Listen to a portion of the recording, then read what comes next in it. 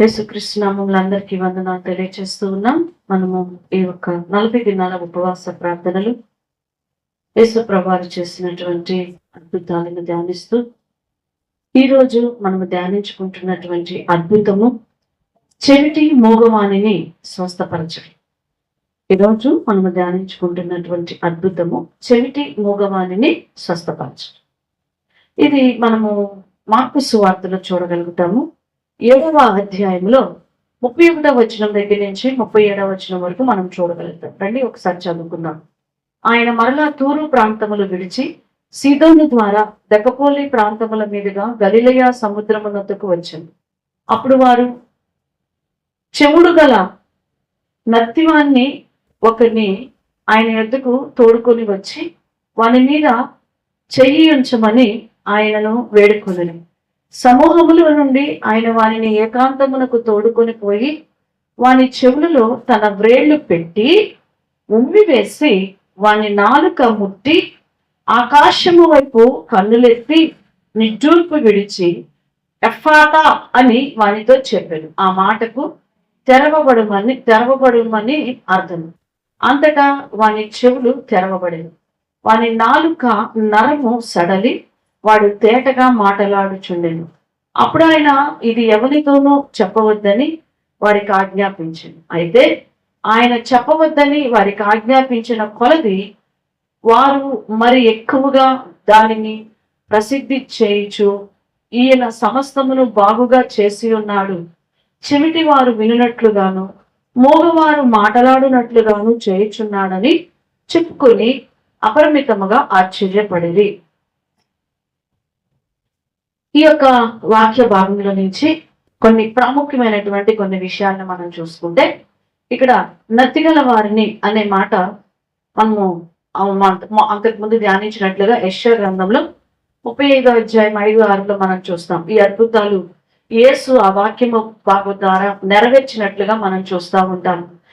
ముందుగా ప్రవచింపబడినటువంటి ఆ ప్రవచనాన్ని అక్కడ మనం చూస్తూ ఉంటాం. యెషయా గ్రంథంలో నుంచి మనము చూస్తూ ఉంటాం. అలానే ఇక్కడ మనం చూసుకున్నట్లయితే 2 భాగాల్లో మాత్రమే యేసు స్వస్థపరిచినటువంటి వ్యక్తిని ఏకాంతానికి తీసుకెళ్ళాడు.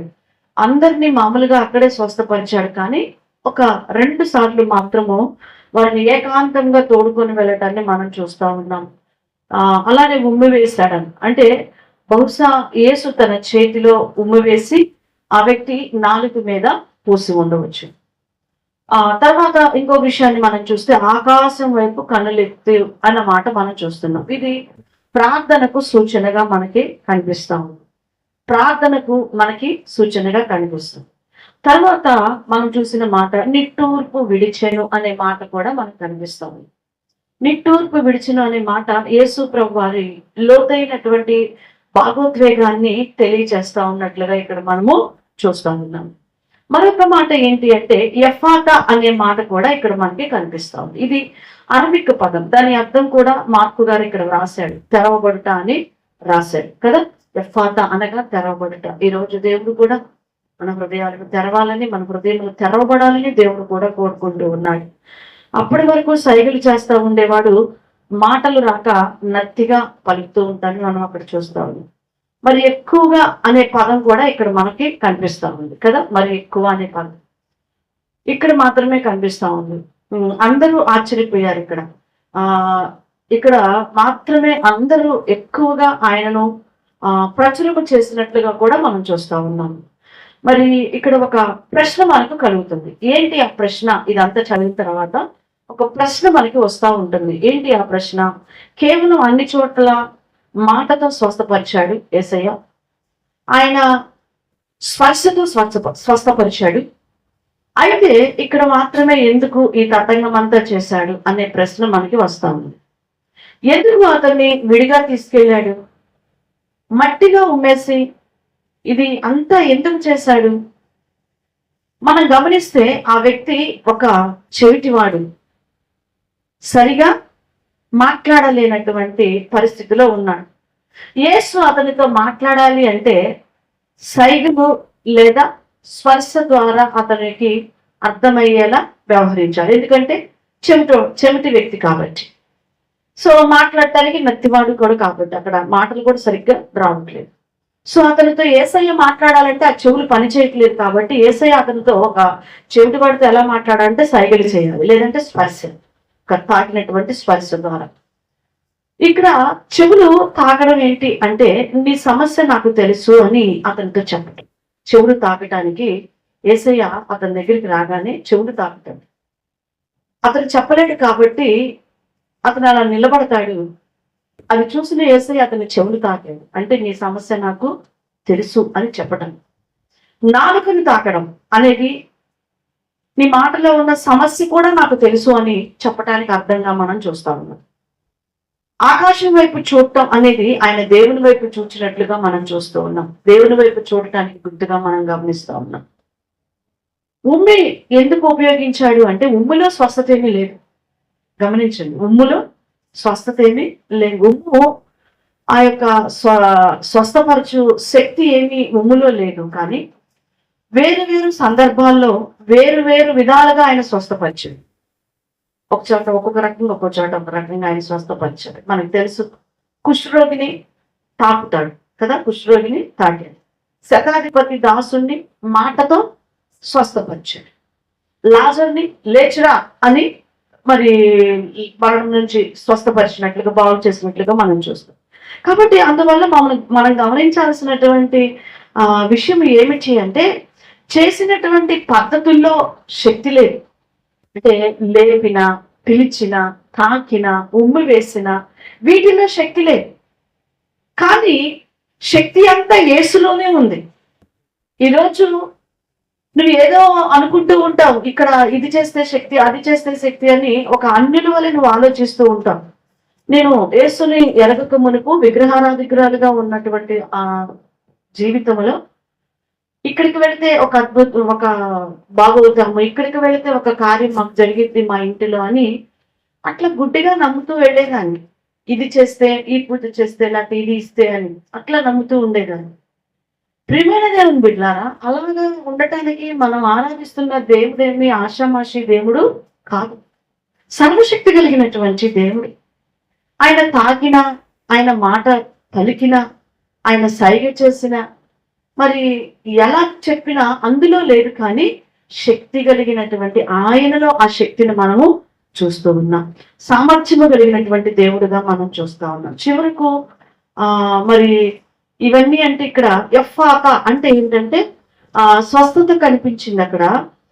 కాబట్టి అక్కడ ఉమ్మి కాదు, స్పర్శ కాదు, కానీ లేక ఇంకేవో విధానం కాదు, కానీ యేసు యొక్క అధికారమైన మాట మాత్రమే స్వస్థపరచగలుగుతుంది అని అర్థం అన్నమాట. అక్కడ అంటే తెరవబడింది దేని ద్వారా? దేవుని యొక్క మాట ద్వారా అని మనం ఇక్కడ గ్రహించాలి.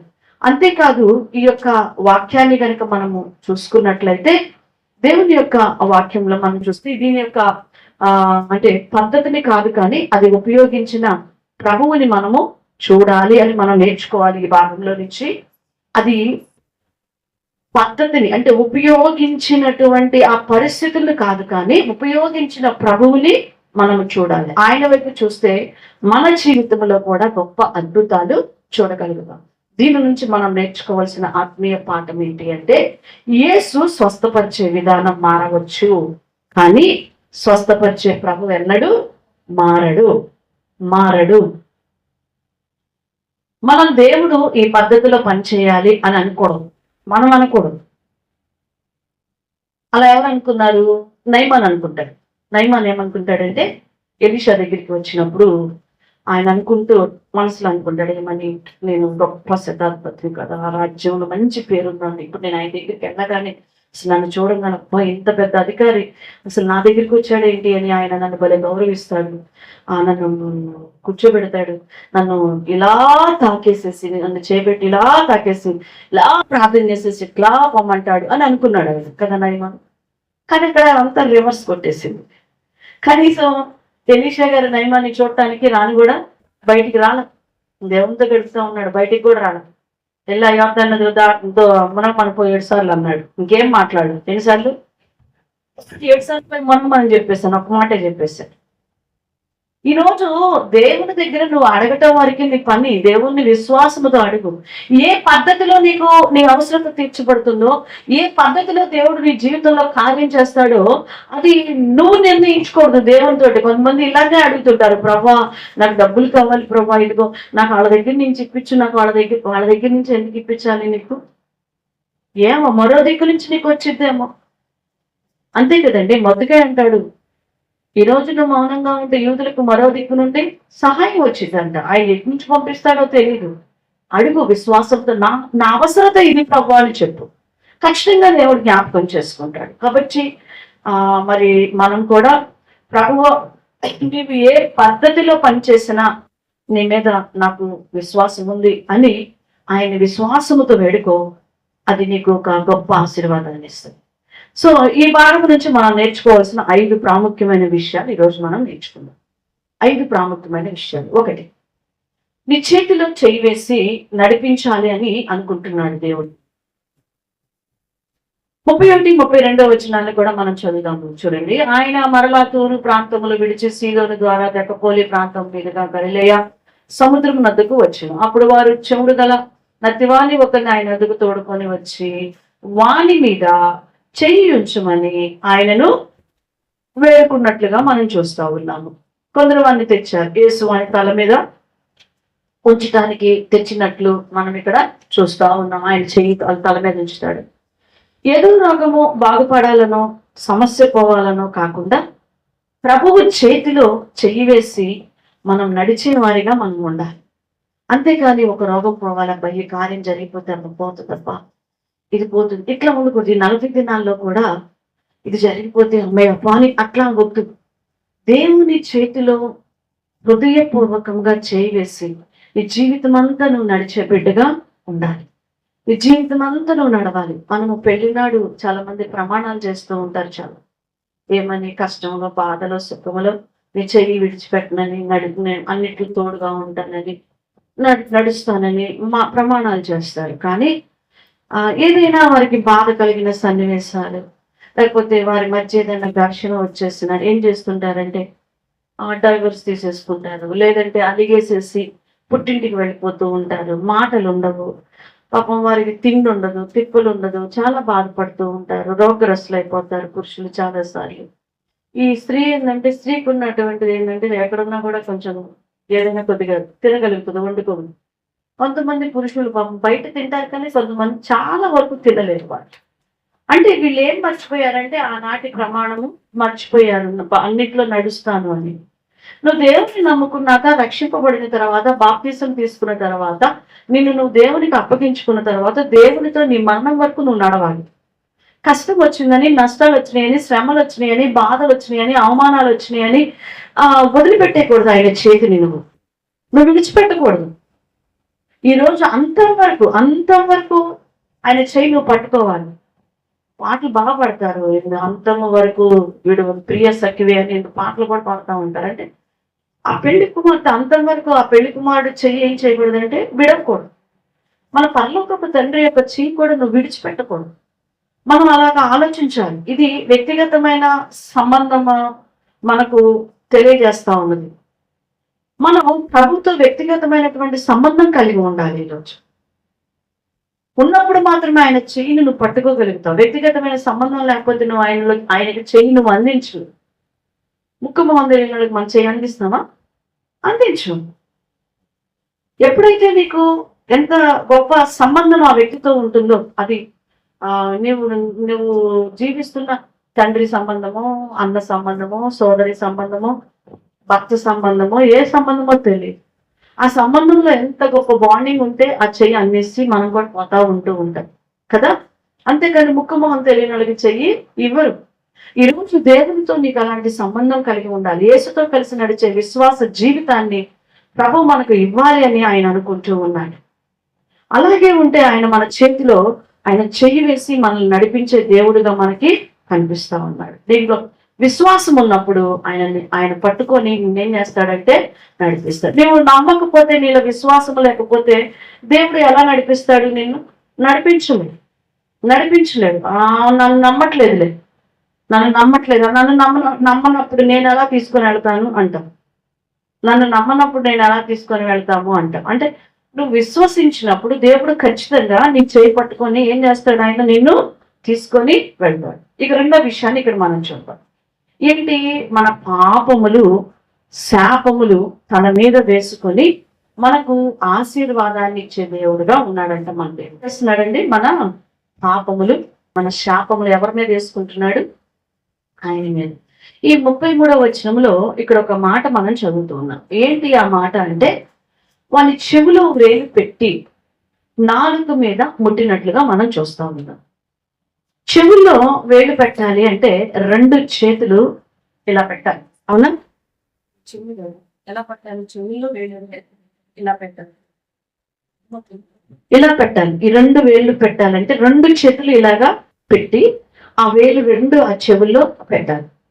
మరి 2 వేళ్ళు పెట్టాలి. ఉమ్మి వేసి ఆ నాలుకను ముట్టుకోవాలి అంటే మళ్ళా 2 చేతులు ఏం చేయాలి, బయటకి తీసేయాలి. ఫస్ట్ చెవులో చేతులు పెట్టాడు యేసయ్య బాగు చేయడానికి. తర్వాత ఆ చేతులు తీసి, అంటే ఉమ్ము వేసి అనే పదాన్ని చదువుతున్నాను. ఉమ్ము వేయాలి అంటే మరి ఆ ఉమ్ముని వేసి తీసి వేయాలి అంటే ఈ 2 వేళ్ళు ఏమవ్వాలి, ఇది తీసి అది రాయాలంటే ఈ 2 వేళ్ళు పక్కకు వచ్చేసేయాలి. అంటే చెవుల్లో నుంచి బయటకి తీసేసేయాలి. ఆయన ఇక్కడ మనం గమనిస్తే మళ్ళా ఆ వేలుతో పట్టుకొని అది ఆ నాలుక మీద పెట్టి ఉండాలి. ఏది, దీంట్లో నుంచి తీసేసిన తర్వాత ఇలా తీసి ఉమ్ము తీసి ఆ యొక్క అతని నాలుకకి పూసి ఉండాలి. ఇక్కడ చెవిలో పెట్టినప్పుడు ఆ వేలు అంతా ఎలా ఉంటుంది చెప్పండి, ఒకసారి నోట్లో పెట్టుకొని మీ చెవిలో ఏలు పెట్టుకొని చేదుగా ఉంటుంది. అంత బ్యాడ్గా ఏముండదు కానీ, అంటే మీరు అనుకున్నంత ఇదిగా ఉండదు కానీ చేదుగా అనిపిస్తుంది అనమాట, చేదుగా ఉంటుంది. మళ్ళా ఆ వేలుతో తీసుకొని ఆయన నాలుక మీద పెట్టినప్పుడు చేదు తగులుతుంది. ఇట్లా తీసినటువంటిది ఇలా తగ్గినప్పుడు ఏం తగులుతుందంటే చేదు తగులు. ఆ చేదు అనేది పరిశుద్ధపరచబడింది. ఏమవిందండి, ఆ చేదు ఎప్పుడైతే ఆయన ఉమ్ము తీసినాడో ఆ చేదు పరిశుద్ధపరచబడినట్లుగా మనకు తెలుస్తా ఉంది. మన పాపములు శాపములు ఆయన మీద వేసుకొని ఆయన మనకు ఆశీర్వాదాన్ని ఇచ్చేటువంటి దేవుడుగా మనం గమనిస్తా ఉన్నాం. మన పాపాన్ని ఆయన వేసుకొని రక్షణ మనకు ఇచ్చేటువంటి దేవుడుగా మనకు కనిపిస్తా ఉన్నాడు. మన భారము ఆయన మీద వేసుకొని ఆయన సులువైనటువంటి కాడిని మనకు మరి మోయమంటూ ఉన్నాడు. భారమైనది ఆయన మోస్తున్నాడు, సులువైన కాడి నీకు ఇస్తూ ఉన్నాడు. కాబట్టి నిన్ను తన చేతిలో చెయ్యి వేసి ఎందుకు నడిపిస్తున్నాడు అంటే ఆయన పరిశుద్ధతను అనుగ్రహించి స్వస్థపరచాలి అని ఆలోచన. మొదట ఏమిస్తున్నాడంటే పరిశుద్ధపరిచి తరువాత స్వస్థపరుస్తూ ఉన్నాడు ఇక్కడ. సో అది ఎప్పుడైతే ఆ వేలు అలా తీసి ఆ ఉమ్మ తీస్తున్నాడు, ఆ చేదు అనేది అక్కడ యేసు ప్రభువు వారు భరించారు. ఎవరు భరించారు, అది యేసు ప్రభువు వారు భరించారు. అంటే నీకు పరిశుద్ధత ఇవ్వటం కొరకు ఆయన భరించినట్లుగా మనం చూస్తున్నాం. నీ చేదు ఆయన తీసుకొని ఆయన మధురంగా మార్చాలి అని అనుకుంటున్నాడు. హల్లెలూయా. ఈరోజు ఆ యొక్క మనం చూస్తాము ఋతు గ్రంథంలో కూడా నయోమి యొక్క చేదును దేవుడు తీసివేసి మధురంగా మార్చడాన్ని మనం చూస్తూ ఉంటాం. ఒకప్పుడు మధురమే, కానీ ఆమె ఎప్పుడైతే ఆ మోయాబును ప్రేమించి వెళ్ళిపోయిందో అప్పుడు ఆమె జీవితం ఎలా మారిపోయిందంట, చేదుగా మారిపోయింది. చేదుగా మారిపోయింది. ఎందుకు మారిపోయిందో గ్రహించుకున్నటువంటి నయోమి ఏడుస్తూ, నన్ను అలా పిలవకండి మా మధురం అని, నేను చేదైపోయాను, నేను అన్ని పోగొట్టుకున్నాను అని ఆమె తన తప్పును తెలుసుకొని దుఃఖిస్తున్నది ఉండదు. అయితే దేవుడు ఆమె పరిస్థితిని స్థితిగతులను మార్చేసి ఆ చేదు జీవితాన్ని తీసి మరలా ఆమెలో ఒక మధురాన్ని పంపించినట్లుగా మనం చూస్తూ ఉంటాం. ఈ రోజు నీ జీవితంలో కూడా దేవుని సన్నిధిలో నువ్వు పశ్చాత్తాపడినప్పుడు, దేవుని సన్నిధిలో నువ్వు కన్నీరు కాచుతూ ఉన్నప్పుడు నీ జీవితంలో ఉన్న చేదు అనుభవాలు, చేదు బాధలు అన్నీ కూడా ప్రభువు తీసుకొని నీకు మాధుర్యమైనటువంటి ఆశీర్వాదాలను, మాధుర్యమైనటువంటి దేవుని యొక్క కృపలను నీ మీద ఆయన కుమ్మరించేటువంటి దేవుడుగా ఉన్నాడు. మన చీకటిని ఆయన వెలుగుగా మార్చేటువంటి దేవుడుగా ఉన్నాడు. మూడో విషయాన్ని మనం గమనించినట్లయితే 34లో ఇక్కడ ఎందుకు తండ్రి ఈ శిక్షను కుమారుని మీద మోపవలసి వచ్చింది అంటే ఇక్కడ మనం ఒక మాట మనం చదువుతుంటాం ఏంటంటే మన చెవులు తెరవబడాలి అని 34వ వచనాన్ని మనం గమనించుకున్నట్లయితే చూడండి 34వ వచనం అమ్మా చదవండి. జపంతో అని వానితో చెప్పిన ఆ మాటకు తెరవబడుదా అని అర్థంగా ఇక్కడ మనము చూస్తాము. అంటే పాపానికి ప్రతిగా దేవునితో సంబంధాన్ని కోల్పోయాము కాబట్టి, పాపానికి ప్రతిగా ఎవరితో సంబంధం కోల్పోయాము? అది ఆదాము దగ్గర నుంచి ప్రారంభమయ్యింది కదా. ప్రతిగా దేవుని మాటలు వినే స్థితిని కోల్పోయాం. మానవుని యొక్క చెవులు తెరవబడాలి, మన చెవులు తెరిచే వారిగా మనం ఉండాలి అంటే 34-35 వచనములో లాగా నీ చెవులు తెరవబడితేనే నీవు తేటగా మాట్లాడగలుగుతావు. నీ చెవులు మూసుకుపోయినంత వరకు నువ్వు తేటగా మాట్లాడలేవు దేవునితో. అర్థమవుతుందండి. ఇక్కడ మనము గమనించినట్లయితే చాలా మంది చెవిటి వారికి, చెవుడు ఉన్న వాళ్ళకి మాటలు రావు. గమనించండి, చెవుడు ఉన్న వాళ్ళకి మాటలు రావు. చెవుడు ఉన్నవాళ్ళు ఒకవేళ చిన్నగా మాట్లాడతారు, అంటే అది పుట్టుకతో వచ్చిన చెవుడు కాదు, మధ్యలో చెవుడు వచ్చింది అనుకోండి, వాళ్ళు మాట ఎలా మారిపోయింది అంటే తర్వాత చిన్నగా మాట్లాడుతూ ఉంటుంటారు చాలా. ఇక్కడ మనం గమనించినట్లయితే చెవిటి వారికి చెవులు ఎక్కువగా వినపడదు. దీన్ని సరిగా, ఎందుకంటే వాళ్ళు సరిగా మాట్లాడలేరు. మన పిల్లలు కూడా చూడండి, చిన్న పిల్లలప్పుడు నువ్వు పెంచుతుంటావు కదా, పిల్లలప్పుడు మనం పెంచుతూ ఉంటుంటాం కదా. మనము పిల్లల్ని పెంచుతూ ఉన్నప్పుడు వాళ్ళు మాట్లాడే మాటలు వినటం వలన మాటలు ఏం చేసుకుంటుంటారు, వాళ్ళు నేర్చుకుంటా ఉంటారు. అవునా కాదా? ఇప్పుడు లక్ష్మణి వాళ్ళ బుద్ధి మనవరాలు ఉన్నది, జెసికానో ఏదో పేరు పెట్టారా, జెసి. ఎక్కడుంది ఆ పాప? చెన్నైలో వాళ్ళ తల్లిదండ్రుల దగ్గర పెరుగుతుంది. అవునా? ఇక్కడ నళిని దగ్గర వాళ్ళ బాబు ఉన్నాడు. వాళ్ళ బాబు ఎక్కడ పెరుగుతున్నాడు? ఆంధ్రప్రదేశ్లో ఒంగోలులో పెరుగుతున్నాడు. వీళ్ళు ఏం మాట్లాడుకుంటుంటారంటే తెలుగు మాట్లాడతారు. తెలుగు దేవుని గురించి మాట్లాడుకుని, లేకపోతే ఏ మాటలైనా మాట్లాడనివ్వండి, మొత్తానికి వాడు కూడా ఏం నేర్చుకుంటాడంటే ఆ మాటలు విని విని వాడు తమిళ్ మాట్లాడమంటే మాట్లాడతాడా? మాట్లాడు. ఆ జెసికా ఏం నేర్చుకుంటుందంటే వాళ్ళ దగ్గర తమిళ్లో మాట్లాడటం నేర్చుకుంటుంది. ఆ పదాలు కూడా ఎక్కడ నేర్చుకుంటుంది అంటే వాళ్ళ అమ్మ నాన్న మాట్లాడుతున్న పదాలను పట్టుకొని మాట్లాడుతుంది. ఒక్కొక్క పదం వాళ్ళు బూతులు మాట్లాడతారా, లేకపోతే వాళ్ళు మంచి మాటలు మాట్లాడతారా, ఏ మాటలు మాట్లాడతారో పిల్లలు కూడా అవి నేర్చుకుని మాట్లాడుతూ ఉంటారు. ఆ బావ తెలుగు మాట్లాడమంటే మాట్లాడిదా? మాట్లాడదు. ఈ రోజు మన పిల్లలు కూడా మనం మాట్లాడేవి వినటం వలన మాట్లాడుతూ నేర్చుకుంటూ ఉంటారు తెలుసా. ఇప్పుడు ఇదే పిల్లల్ని చెన్నైలో తీసుకెళ్ళండి, ఇప్పుడు వాడు చిన్నాడు కదా, చిన్న చిన్న పదాలు ఇప్పుడు నేర్చుకుంటూ ఉంటారు. ఇప్పుడు తీసుకెళ్ళండి, వాడికి వచ్చింది. అదే జెసికా ఇక్కడ తీసుకురండి, తెలుగు వచ్చేసింది. అంటే కాబట్టి ఈరోజు నీ జీవితంలో విశ్వాసపు స్థితిలో కూడా మోగబోయినటువంటి స్థితిలో మనం ఉన్నామంట. ఎలా ఉన్నామంటే మోగబోయిన స్థితిలో, అంటే వినలేని వారిగా ఉన్నామంట మనం. కారణం ఏంటి అంటే ప్రార్థన జీవితం లేదు. ఎంతసేపు ప్రార్థన? 5 నిమిషాల వరకు. ఎంతసేపు ప్రార్థన? 10 నిమిషాలు. అలాగా మన నోరు ఎందుకు మూయబడింది అంటే మనం వినలేకపోతూ ఉన్నాం కాబట్టి. వినలేకపోవటం వల్ల మన నోరు మూయబడిపోయింది. చెవిటివాడు ఎలాగ మాట్లాడలేడో, దేవుని మాటలు, దేవుని స్వరము, దేవుని వాక్యమును వినలేకపోవటం వల్ల, ఆయన మాటలు నీ చెవిలో పెట్టకపోవటం వలన నీకు మూగతనం కూడా వచ్చేస్తుంది. ప్రార్థన చేయలేకపోతున్నావు, నచ్చొచ్చేసేసింది ప్రార్థనలో నీకు. కాబట్టి కారణం ఏంటి అంటే మన చెవులు వినలేని స్థితిలోనే ఉన్నాయి అంటున్నాడు సామెతగాడు. అంటాడు 28:9 ఆయన వాక్యాన్ని వినకుండా ప్రార్థన చేయటం వలన అది దేవునికి హేయంగా ఉంటుందని చెప్తూ ఉంటాడు. ఆ వచనం దాన్ని ఆయన వినే దేవుడు కాదు అని చెప్తూ ఉన్నాడు. నువ్వు వాక్యం వినకుండా ఏం ప్రార్థన చేస్తావు? వాక్యం వినకుండా వచ్చి ఏం ప్రార్థన చేస్తాం మనం? చెప్పండి, ఏమని ప్రార్థన చేసుకుంటాం? ఏమీ చేయము కదా. వాక్యం వినకుండా ప్రార్థన రాదు కూడా, మనం రాదు. కాబట్టి వాక్యము చాలా జాగ్రత్తగా మనము వినాలి. మనం ఈరోజు దేవుని యొక్క వాక్యమునకు లోబడి భయపడేటువంటి వారిగా మనం ఉన్నప్పుడు వినుట వలన ఏం కలుగుతుందంటే విశ్వాసం.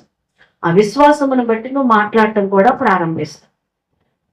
యోహాను సువార్త మనం చూస్తాము 5:13 ఆయన చిత్తానుసారముగా మనం ఏది అడిగినా మనకు అనుగ్రహించే దేవుడుగా మనకి కనిపిస్తా ఉన్నాడు. అది మన ధైర్యంగా మనం చూస్తాం. చాలా మందికి దేవుడు వారి ప్రార్థన ఆలకిస్తాడని తెలియదు చాలా మందికి. ఎందుకంటే విననేరని చెవులు మనలో ఉన్నాయి కాబట్టి మనలాగే దేవుడు కూడా ఉంటాడు అనుకుంటారు. మొదటిగా వినగల వారిగా మనం ఉండాలి. వినగలిగిన వారిగా లేకపోతే మన జీవితం వ్యర్థమవుతుంది. ఒకే మందిరంలో, ఒకే ప్రార్థనా మందిరంలో పాస్టర్ గారు ఉన్నాడంట, చిన్న అబ్బాయి ఒక విశ్వాసి ఉన్నాడంట. పాస్టర్ గారి పేరు ఏలి. అప్పటికి ఇంకా సేవకుడు కాలం. ఎవరు? మన సమూయేలు గారు. విశ్వాసిగా సేవకుడికి పరిచయం చేస్తారు. పరిచారిక అని చెప్పొచ్చు. పరిచారికగా చిన్న పిల్లడు వచ్చాడు. ఒకే మందిరంలో ఉన్నారు ఇద్దరు. ఏలి గారు అటు పడుకున్నాడు, ఆ అబ్బాయి మంచం అటు పడుకున్నాడు ఒక దాని మీద. ఏలి పాస్టర్ గారు, సమూయేలు కింద పడుకొని ఉన్నాడు. ప్రభు మాట్లాడుతూ ఉండంటే సమూయేలు చెవులు తెరవబడి వినపడుతుంది, కానీ ఎవరికి వినపడలేదంటే ఏలి గారికి వినపడలే. ఆ స్వరం వినపడాలి. ఈరోజు ఒకే మందిరానికి వస్తున్నావు. ఒకరికి వాక్యము ఆశీర్వాదకరంగా ఉంటుంది, నీకు మాత్రం వాక్యం కష్టంగా ఉంటుంది. ఒకళ్ళేమో వాక్యం భలే చెప్పారంటారు, ఒకళ్ళేమో అంత ఏందో దెప్పి పొడిచినట్టుంది, ఇంకేదో ఎత్తి పొడిచినట్టుంది, ఏందా వాక్యం చెప్పటం అంటారు. ఎందుకంటే వినే చెవులు నీకు లేవు కాబట్టి, అపార్థం చేసుకునే మనసు నీ జీవితంలో ఉన్నది కాబట్టి. ఈరోజు వినే చెవులు నీ జీవితంలో ఉండాలి. మన ప్రార్థన మనకు ఎలా అంటే నిశ్చయత అనేటువంటిది, మనము నిశ్చయతతో ఆయన దగ్గర మనం అడగాలి. ఆయన చిత్తానుసారమైనది మనం అడుగుట లేదు అని గమనించి ఆయన చిత్తానుసారముగా మనం ప్రార్థన చేయడం మనం నేర్చుకోవాలి. 4వ విషయాన్ని కనుక మనం ఇక్కడ గమనించినట్లయితే, మన చెవులు తెరవబడితేనే కానీ మనం తేటగా మాట్లాడలేము అనే విషయాన్ని ఈ 4వ విషయంలో మనం చూస్తున్నాం. మన చెవులు తెరవబడకుండా మనం ఏం చేయలేమంట? మాట్లాడలేము. అందుకే ప్రభువు ఆయన చెవులు మొదట ముట్టాడు ఏళ్లతోటి. రెండవదిగా ఆ వేలుని నోటితో ఉమ్ము తీసుకుని అతని నాలుక మీద రాసి ముట్టినట్లుగా మనం చూస్తున్నాం మగవాడి. అంటే తేటగా మాట్లాడటం అంటే ప్రార్థన చేయటం అని గుర్తుపెట్టుకోండి. ఇక్కడ తేటగా మాట్లాడటం అంటే అర్థం ఏంటి? ప్రార్థన. మరి నువ్వు తేటగా ప్రార్థన చేస్తున్నావా? నత్తిగా ప్రార్థన చేస్తున్నావా? మోగముద్దులా కూర్చుంటున్నావా? ఏంటి నీ ప్రార్థన ఎలాగుందో పరిస్థితి? 5వ విషయాన్ని చెప్పుకొని మనం ముగించుకుందాం. ఇక్కడ 5వ విషయాన్ని మనం గమనిస్తే 37వ వచనంలో ఆయన సమస్తమును బాగు చేసినట్లుగా మనం చూస్తాము. ఈయన సమస్తమును బాగు చేసే దేవుడుగా మన జీవితాల్లో ఉన్నాడు. దేవుడు సమస్తాన్ని బాగు చేయాలి అని అనుకుంటూ ఉన్నాడు. కొంచెం కొంచెం కాదు, సమస్తం. రోగాన్ని ఒకటే కాదు, కష్టాన్ని ఒకటే కాదు, శ్రమలు ఒకటే కాదు, కానీ నిన్ను పూర్తిగా దేవుడు ఏం చేయాలనుకుంటున్నాడు? కంప్లీట్గా అన్ని విషయాల్లో బాగు చేయాలనుకుంటున్నాడు. అన్ని విషయాల్లో ఆయన నీకు చేయాలనుకుంటున్నాడు. దేవుని దగ్గరకు వెళ్తే ఏదో కష్టం పోతుందని నువ్వు అనుకోవద్దు, ఏదో స్వస్థత వస్తుంది చాలే అని అనుకోవద్దు. ప్రభువు నీకు సమస్తాన్ని బాగు చేయగలిగిన దేవుడు.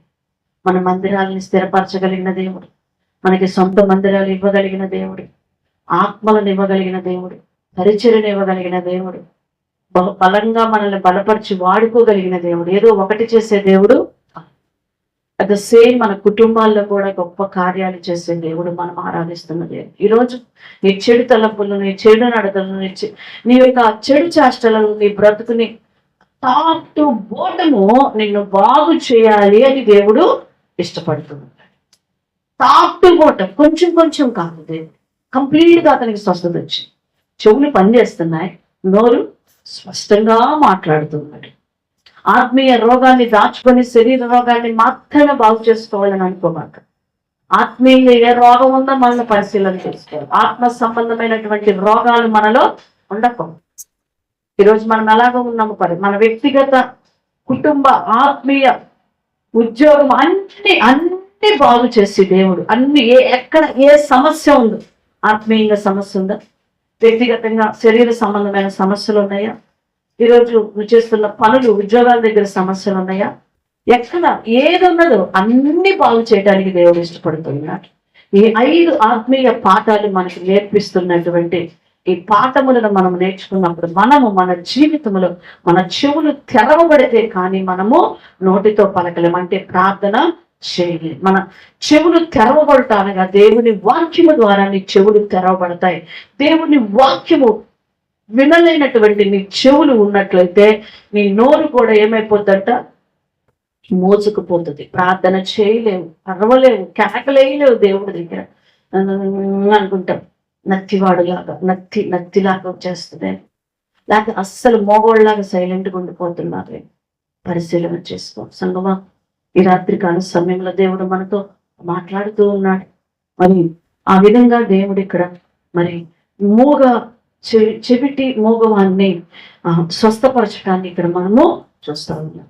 నీ జీవితంలో కూడా యాక్టివ్ పోవటం అంటే ప్రతి సమస్యను నేను బాగు చేసి దేవుడు నీకు జయాన్ని ఇచ్చి నిలవబెట్టినట్లుగా ప్రభువుని స్తుతించుకొని ప్రార్థన చేస్తున్నాం. ఇప్పటి వరకు నీ చెవులు వాక్యం విన్నాయి, నీ నోరు తెరిచి ప్రార్థన చేయాలి. అద్భుతాన్ని మనం చూస్తాం. God bless you.